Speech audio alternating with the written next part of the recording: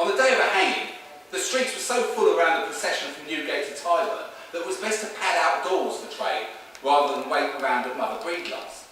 There was scarce a tavern, alehouse or brandy shop along the route that did not fill with an audience eager for the gate scene.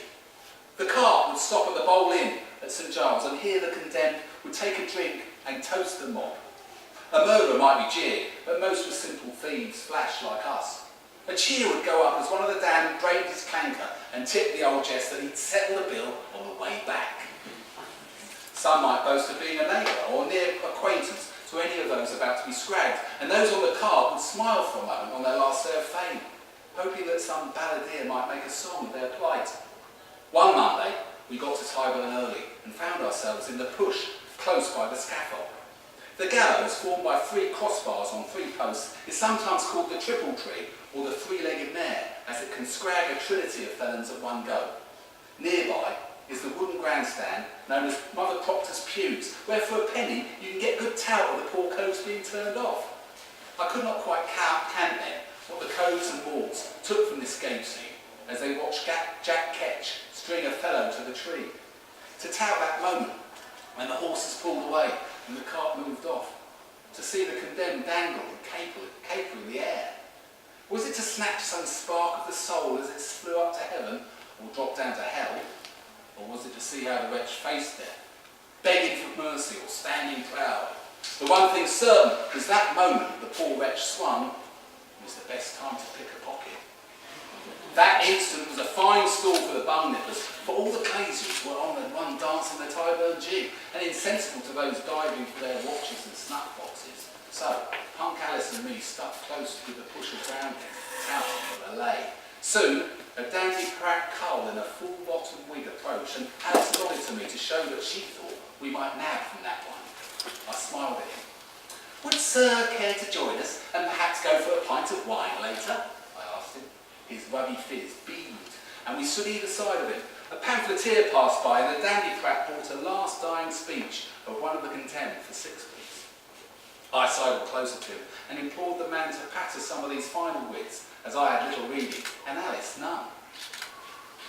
It seems that the fellow is to hang for outwitting the Bank of England, our cull explained. He says, I come hither to hang like a pendulum to a watch, for endeavouring to be rich too soon. Oh, that's good. That's very good. Isn't it? Alice rejoined, then said to me, speaking of a watch, let's speak with his. Stall the cull and I'll dive for the Clipman toad. What? Said that cull, not canting what we jabber. Read us some more, I entreated him, then followed my sister's instructions. Leaning across to tout the pamphlet, I pressed my bosom against him. Punk Alice set to work, gently unfastening the gold watch from his waistcoat pocket.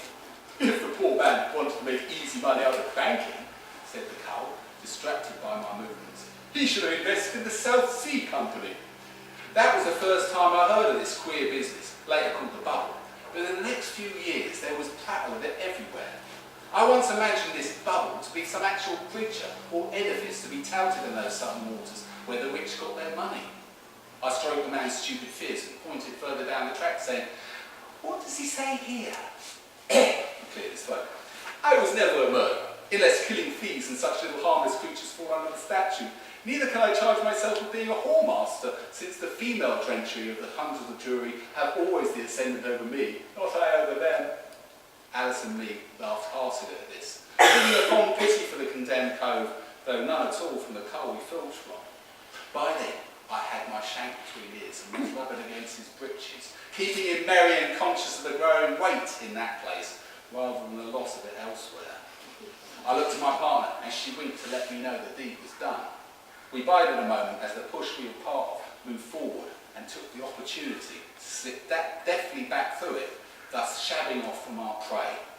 Alice had a fob of lead that she left in his waistcoat pocket, so that in luck it would be some time before he twigged the watch was missing.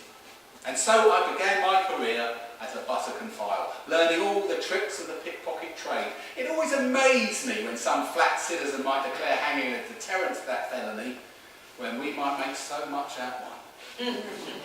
On the way home, we called by the Black Lion, hoping to find a fence for what we had spoken with that afternoon.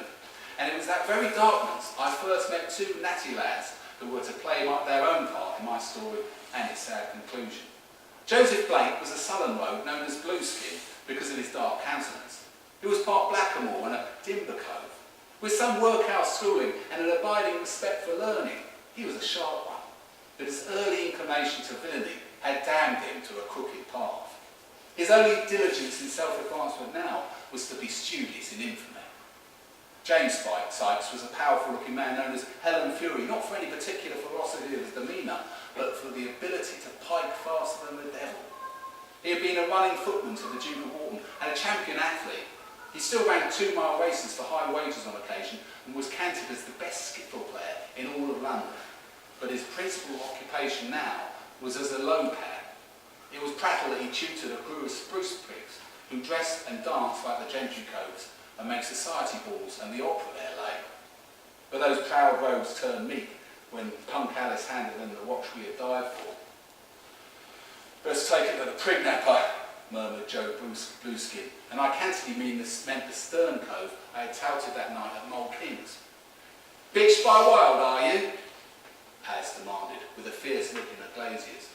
I was still largely ignorant of the practice of this self-appointed thief-taker general, but I had heard his name pattered with fear throughout the Hunter's Drury.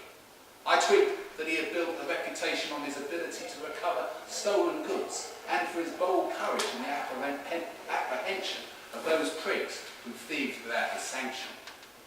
The power he had to peach or acquit made him the terror of the flash world, as well as something of a hero to flat society. "He might be the devil, Alice," said Blueskin, "but who else might the likes of us deal with except merry old Roger?"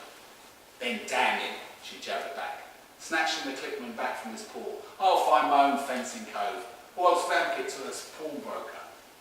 I set my chance on this discourse, intrigued by what could inspire such fear in Joe Blueskin and disdain in Punk Alice.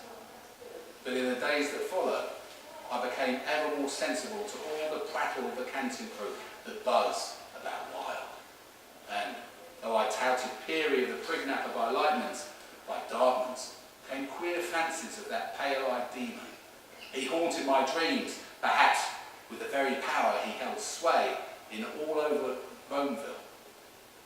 I knew somehow that it would not be long before I would learn of his dealings firsthand.